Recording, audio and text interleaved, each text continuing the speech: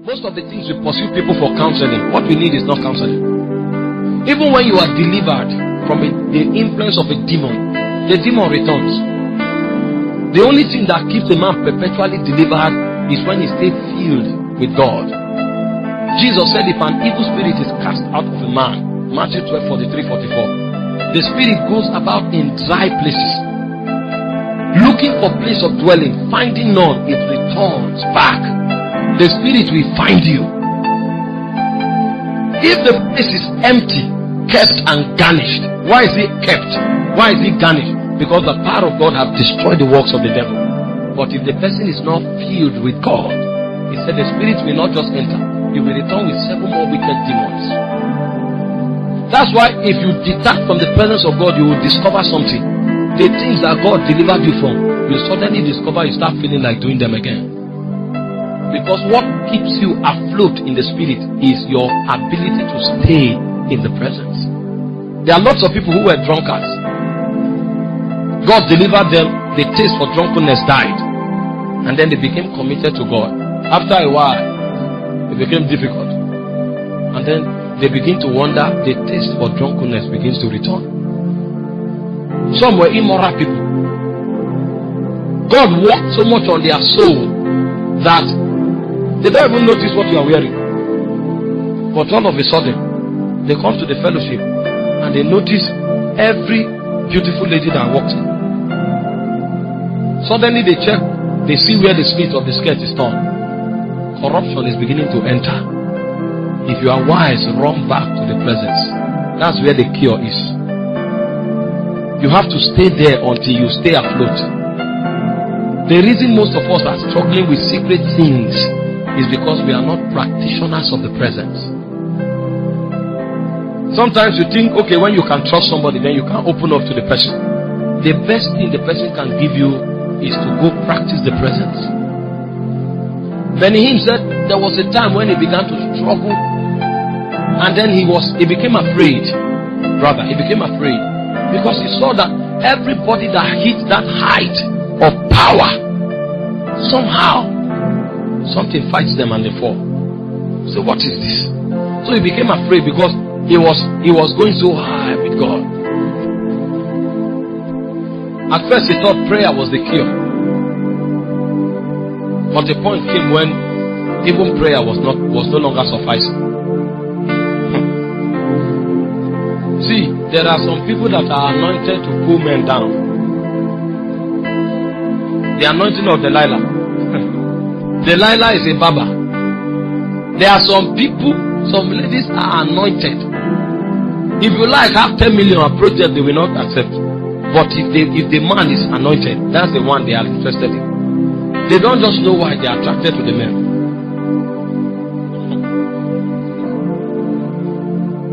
Benny Hinn. You know, when you travel around, you will see people. The problem is that sometimes you are locked down in your locality.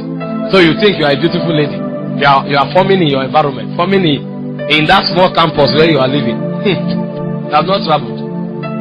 When you see an Arabian lady, 7 feet tall, the skin is like leather. If they sweat, the thing will drain, and the sweat will not melt on their. It will drain until it comes down, because their skin is like a snake. Santana leather.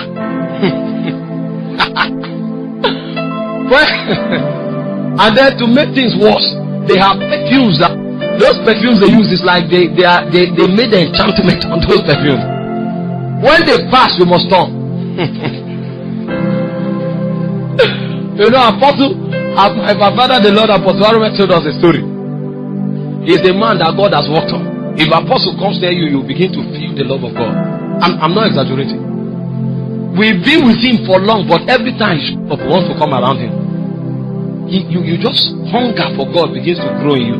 When you come around the man, sometimes as his work, everybody wants to walk like Apostle. If you are not careful, you clone yourself. For me, I stopped listening to him for close to 2 years. I deleted it. I said, what is happening here? The love is contagious. You just want to be around the man, as if you want to touch him. And this is not a man that packages. He's just free. Hey, how far? If you say, where does I say, bro? And then he shakes you. So if you are not, you will just love the man. God had walked himself into him so much. This is a man that you can't even, what do you mean? Where does he have the time for? And then all of a sudden, while walking in Lagos in Apapa, some of these Arabian ladies that sell perfumes. When the lady came and he beheld the lady, something was distorted in his soul. Hey! If you hear him tell this story, you will laugh. And he had to take a fast for 9 months.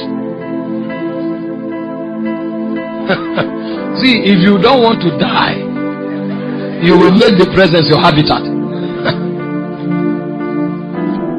Something where he was living in Lagos, if you other side, maybe it's a club, stand on the street, he didn't notice they were there. It can't affect him. But he saw a strange damsel that the skin looked like what? Santana leather. And something was altered in his soul. To survive and to stay afloat with God, he had to fast for 9 months. And when that thing was broken, that was when Remnant Lagos began. So the devil saw that he was about to start something in Lagos that will change the territory. And 9 months before that time, he shot an arrow. The cure is the presence. When you travel, you will know these things. Benny Hinn, the man of the spirit. When this fear began to grow in his heart, he said he had to run to Jimmy Swaggart. He ran to somebody that had fallen, who has the experience. And Jimmy Swaggart told him the cure is not prayer. The cure is the presence. Stay with God until God is walked into you. That's what will destroy the tendencies of the flesh. A lot of people struggle so much. Discipline is very important, remember. But anything that is orchestrated from the realm of the spirit will disarm you in a second. That's why you also need a spiritual resort. Tackle things that come from the spirit. It's a system of the presence.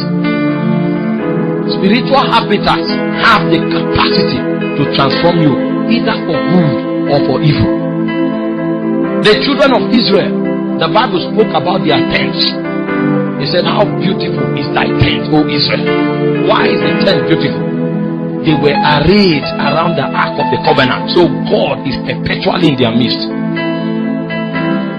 But when they could not be destroyed, Balaam told Balak, he said, you can't fight these people because the voice of the king is in their midst.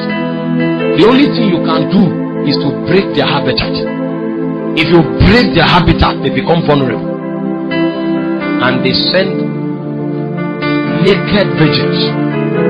The path where they were following, they flooded the river. And when the sons of Israel saw it, they broke their ranks and distorted their habitat. What was their security? And they went after the women. In no time, the Bible said in Numbers 25, from verse 7, he said they invited them to worship their gods. And these people, that the service of God was their lifestyle, because they broke from their habitat. Suddenly, they went to bow to strange gods. They were not compelled to worship those gods. They were lured because the habitat had changed. In that day only, 24,000 people died. One even had the guts to carry one of the naked virgins into his own dwelling place in the courts of God. The power of spirit habitat. You make the presence of God your dwelling place, and you will constantly enjoy transformation. Constantly. The reason we are changed is not because we are reading the Bible. The reason we are changed is not because we are praying. The reason we are changed is because we can behold His face. That's why the first priority of prayer and the study of the Word is to come to the Lord and see Him as He is. Because if you see Him as He is, then you are changed into His likeness. Power of spiritual habitats. I say this because we are youths, and our world now, there is audacity for sin. People dress naked and they call it a show. Those days when we were growing up, ladies don't even wear trousers. And I'm not saying trousers is a sin. I'm not dealing with doctrinal corrections here. But now they wear pants. We are so audacious about sin now because we have become so westernized. They said in the West there was no sun, so sometimes they dress only with pants so that they can be warmed. But demons took advantage of the excuse, and it has become their way of life. And then we that are living under oven, we are also we are naked on the street. I wonder whether we want to be warm or burnt up. It's because you claim the heat is too much, that's why you are bleaching. And then why are you still naked? You are students, most of you are on campus. There is water in your campus. The habitation of Jezebel, most of them are in campuses. That's where the destinies of young people are maligned. For you to survive, you must be a man of the present. I say it most of the time. In a light note, virgins come on campus and they go disflower. They become pimps. They are the ones in 300 level. They have mastered the way. They are the ones that organizes young ladies when politicians are coming to town. Meanwhile, they came as uninformed virgins. And I began to ask myself, is there any lecturer or any course that teaches the way of whoredom and harlotry? How come they get so skilled in these things? Then it dawned on me that in spiritual habitat there are gods. His spirits that regulate spiritual habitats. So when you come to a territory and you are not wise, you may think we want to live here. That place you call here is the dwelling of a spirit. The spirit was there before you came. So the spirit will occasion an atmosphere that is designed to alter your life and change you forever. And it brings me to the second topic. Environment educate.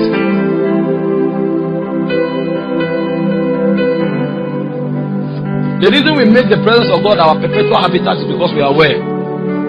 People in the Ilorin, the way they behave is different from people in Oka. Hope you know that. Because environments educate. You may be born in Africa, in Congo, but you go and live in Texas for 6 years. When they bring you back to Congo, you'll be another man.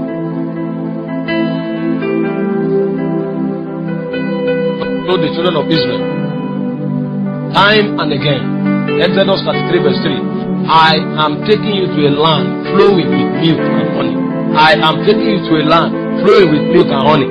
But the voice of God counted for nothing, because Egypt had taught them the way of cucumber.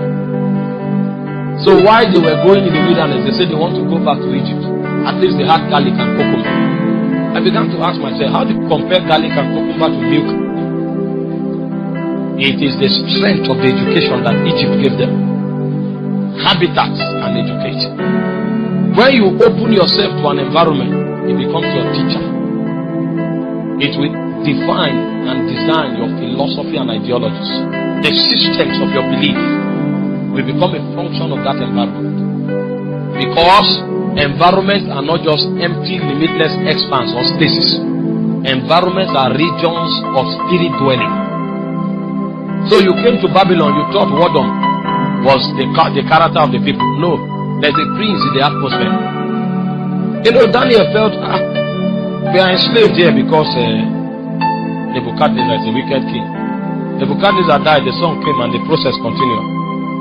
Until he needed to look at another document that was different from the educational system of Babylon.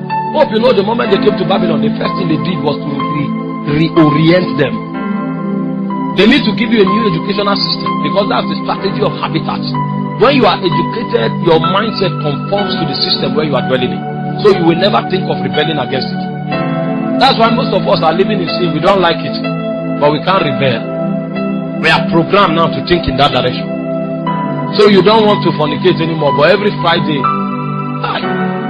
when it's getting to 8:30, you are shaking like this, because the club begins by 10. By 9, you go and carry your shoe and clean it. Say, okay, maybe next week.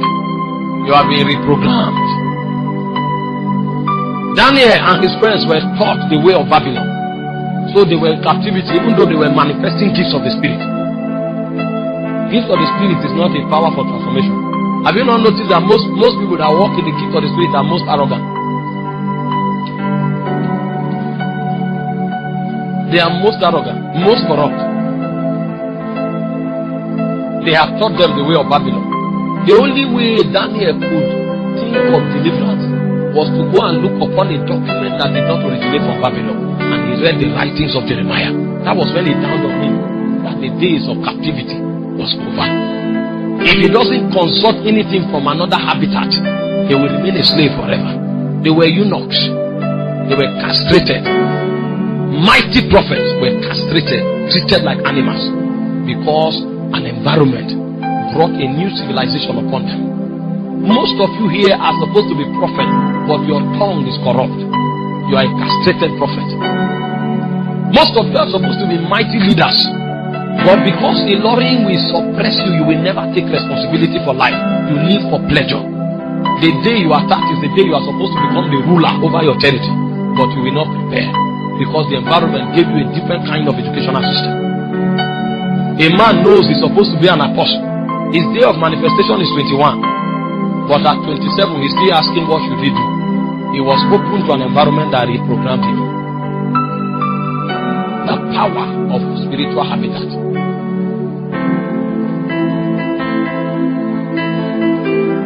This is why you make the presence of God a practice. Because you know the day Ilorin becomes your habitation, that day you become a man from Ilorin. But if you make the presence of God your habitation, you'll be the child of God, you'll be the man of God. The difference is the operational system of the habitat you dwell in. The presence. It's indispensable. Your habitat also has the power of protecting you or exposing you. Protection, safety, and preservation is within the ambience of spiritual habitats. In Psalm 91, he said, "They that dwell in the secret place of the Most High shall abide under the shadow of the Almighty." And it shows us two dimensions of attack. First, he said, "They shall not be hurt by the pestilence, or the arrows that fly by day, or the pestilence that abounds in noonday, in the night, or the destruction that wasted in noonday." Those are attacks from the demonic realm. When you stay in the presence, you are shielded from the attacks from the demonic realm. And then he said, 1,000 will fall by their side, 10,000 by their right hand. It shall not touch them. But with their eyes they shall behold and see the recompense of the wicked. Those are physical attacks. So the presence has the power to save you and to preserve you from attacks from the spirit and attacks from the natural. Safety and preservation is a function of spiritual habitat. When things happen to you, ask yourself, where am I living? If you are living in Ilorin, the things that happen to people in Ilorin will happen to you. But if you are living in the spirit, your experience, your set of experiences will be based on the possibility of the spirit. The practice of the presence is the lifestyle of champions. The practice of the presence. Many don't. We just wake up every day and the day have begun. So you are open to chance and luck. Things happen to them, they say, I get luck. And these are believers.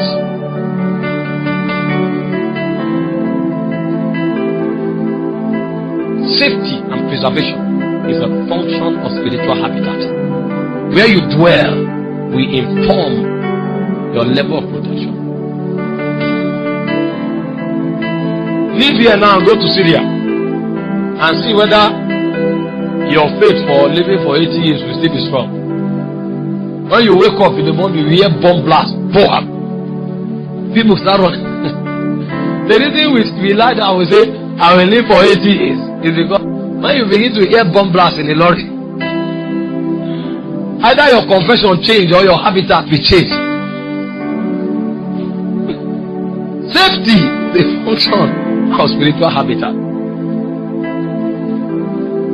Provision is a function of spiritual habitat. Where you dwell determines the things and the resources that comes to you. God's provisions are directed to the locations of appointment. He said to Elijah, definite. He directed to he would be. And while he was there, the ravens brought him food. Elijah didn't notice there was famine. When Elijah noticed was when the brook dried up. That was the first time Elijah began to experience the things every other person were experiencing. And because he was in the presence, a new instruction came to go to Zarephath. I have commanded the widow to feed you. You will walk in lack for a long time unless you make the presence your habitat. Some of us are applying for jobs our life have no business with. And then we go tie ourselves to a location. That time you are applying for that job, you didn't know what God was designing in the spirit realm was to orchestrate your meeting with your life partner. So God said, go to Kano, but you are fighting for a job in Lagos.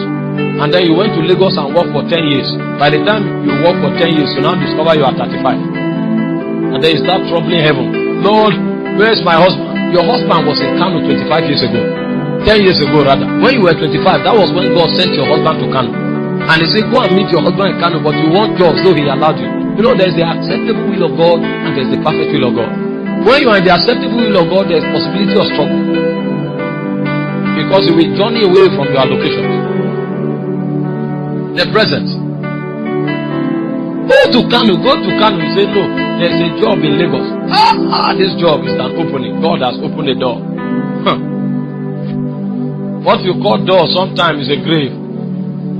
Because even graves have openings like this. Paul said he was to go to Bithynia, but the Holy Ghost restrained him and he turned back. That's a man of the presence. And while he was restrained from going to Bithynia, that very night, a man from Macedonia said, come and help us. It's in the presence that you know the paths to navigate in the junctions of life. Because in life there will be many junctions. That's why we make the presence a practice, a perpetual practice. When a man is invincible, when a man is indestructible, most times it's not because he's cast with iron. Most times it's because he walks like the wind. So when you come here to kill him, you can kill him but you won't find him. When you come here, he's there. When you go there, he's here. So you can't access him. He's separated. The technology of the presence. Your provision is in your allocation. It's in your habitat. It's in your place of dwelling. But if you are not a man of the presence, how will you know? How will you know? Moses thought that the promise of God for Israel was in Egypt. How far he was mistaken. But when he came to the presence, God told him it's in Canaan, not Egypt. You can't navigate this life unless you first of all find the presence. When you reach the presence, every other thing is settled. That's where you hear the voice of God. That's where you receive strategy for life. Everything you need is in the presence. Jesus made a practice of the presence. He made it a lifestyle. In the morning he's there praying. In the afternoon he's praying. All night he's praying. Because he knows the presence of God is the only place of insurance in this life.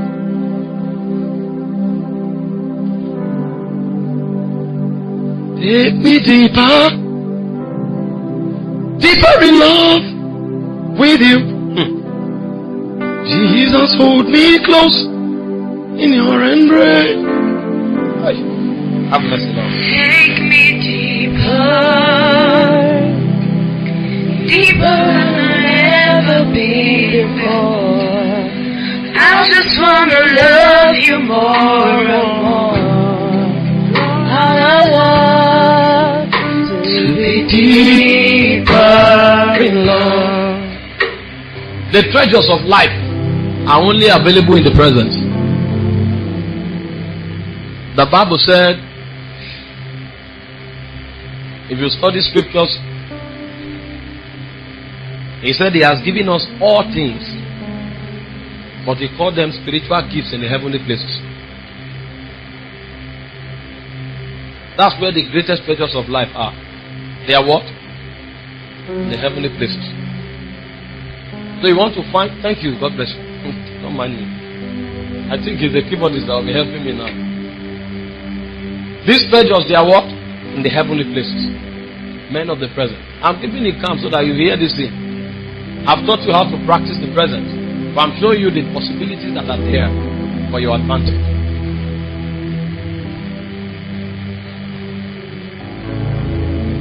Daniel, he found skill and understanding for deliverance in the present. The angel appeared to him and said, I've come to give you skill and to give you understanding. That was what he needed in Babylon to survive. But how does he have access to skill and understanding? In Daniel 6:10, the Bible said he prayed 3 times in a day as his custom was. This was an old man at this time. But 3 times a day praying was his lifestyle. That's how the man lived his own life. So everything he needed to survive in Babylon was furnished. Skill and understanding. The Bible said Noah found grace with God. How did he get there? In Genesis 8:22, we understood the lifestyle of Noah. The moment the new world was created, Noah would not venture into anything. He built an altar to the Lord. So he was a man of the present. You are the one, the whole world was destroyed. You are the only person. You jump out, you say, thank God. Thank God. I own everything now. There are beasts in the world too. So before you own everything, remember that there is beast. There are beasts. He was a man of the altar. It was Peter that discovered what the Bible called unfavoritism with God. He said with God there is no favoritism. Acts 10:34. But how did he get there? He was a man of the present. In Acts chapter 10 verse 9, 10 and 11, the Bible spoke how Peter went to the upper room. In Acts chapter 3 verse 1, the Bible spoke how Peter and John went in the place of prayer, at the hour of prayer. They were practitioners of the present. If Peter had not discovered it, there was no way the gospel would have gotten to the Gentiles. But these things are found in the present. The treasures of your life, they are found in the present. You will live life based on trial and error if you don't make the present a practice. And it's a terrible way to live. Lot went by trial and error and it was destroyed forever. Abraham said, choose any path you want. And Lot lifted up his eyes in the flesh. In Genesis 13:10, Lot did what? He lifted up his eyes and he saw the plains of Jordan. He saw that it was filled with green vegetation. And he said, this is where we go. He didn't know that in those plains were the cities of Sodom and Gomorrah, and that Gomorrah and Sodom would be destroyed. He lost everything. Even his 2 daughters that went with him, they pioneered incest. And they brought about the greatest enemies of Israel, the people of Moab. Because the man did what? He lifted up his eyes in the flesh. But Abraham waited. And in verse 14, the Bible says, God told Abraham to lift up his eyes. One lifted his eyes in the flesh, the other lifted his eyes in the spirit. And God said, everything round about is yours. You lift your eyes in the flesh, what you may see will be your destruction. But it will be in a disguise and you will pick it. And that's how many ladies lift their eyes in the flesh and get married. The guy is a bank manager. You don't know that he bathes with blood in the night. The guy is a businessman and he's 34 years. You don't know he's supposed to die at 36.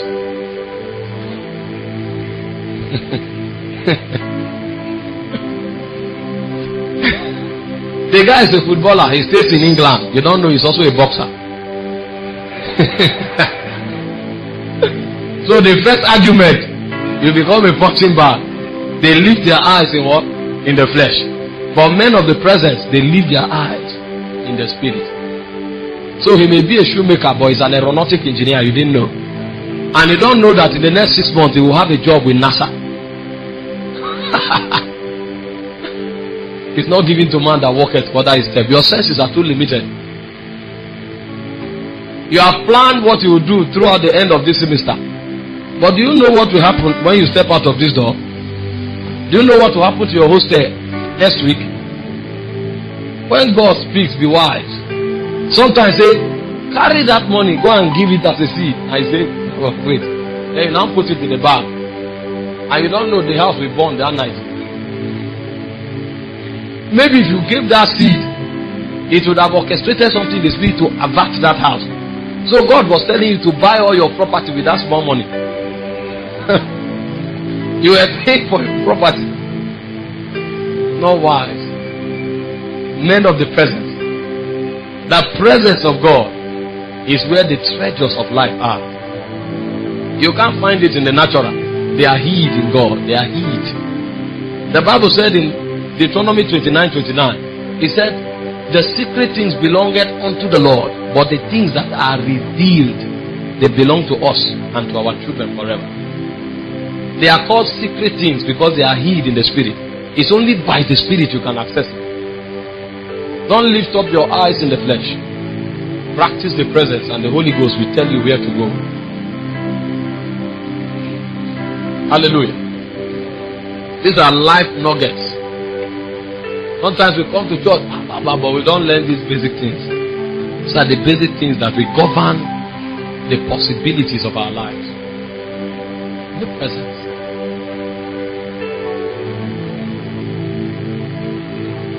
If you don't make the presence a practice, then you will dwell in another habitat. You know, the way the systems are designed is such that there are no middle ground. No, the Bible says life and death is in the power of the tongue. There is no middle ground between life and death. That's how the systems are designed. So if you don't make the presence of God a practice, you will make the presence of demons a lifestyle. And it will be unconscious. And when you make the presence of the devil a lifestyle, you will be enslaved perpetually. You will live in captivity all your life. Because the devil will have authority to determine the chances and the patterns of your life. You know, it's because of the fall that people can be born blind. Because the devil has become the god of this world, so he can manipulate the chances of life. They met Jesus in John chapter 9. Say, who's seen that this man was born blind? Is he his father? Is he the man? Jesus said, no. It has nothing to do with the man. The whole human race is fallen, and there is one that has authority over the human race. Hope you know Satan said, bow to me, I will give all of this glory to you, for it has been delivered unto me. So he's in the computer room now, he can manipulate a lot of possibilities. So a man was born blind, innocently. So Jesus said something. He said, but that the glory of the Father should be made manifest, I must walk the walk of him that sent me while it is day. So you don't make the